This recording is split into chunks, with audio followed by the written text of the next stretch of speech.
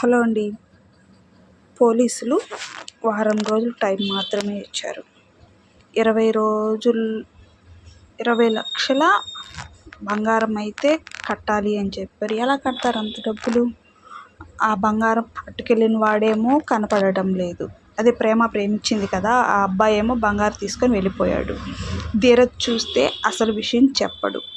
ఇప్పుడు ఆ బంగారం అంతా ఏమైపోయింది? అందరూ ఏమనుకుంటున్నారు? ధీరజే ఆ 20 లక్షల బంగారం అమ్ముకొని ఖర్చు పెట్టేశాడు అనుకుంటున్నాడు. ఇప్పుడు ఆ బంగారం అంతా ఎలా తెచ్చిస్తాడు అని చెప్పేసి రామరాజు ఒక పక్క, ధీరజ్ వాళ్ళ అన్నయ్య ఒక పక్క, అందరూ చాలామంది టెన్షన్గా వెతుకుతున్నారు. కానీ ప్రేమ ఏం చెప్పింది పోలీస్ స్టేషన్లో? ధీరజ్కి ఈ బంగారానికి ఎటువంటి సంబంధం లేదు, నేనే వాడుకున్నాను, ఆ బంగారం నేనే తెచ్చిస్తానని ప్రేమ చెప్తుంది.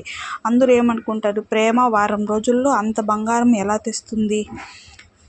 వారం రోజుల్లో పోలీసులకి అంత బంగారం ఎలా ఇస్తుంది అని ఆలోచిస్తున్నారు.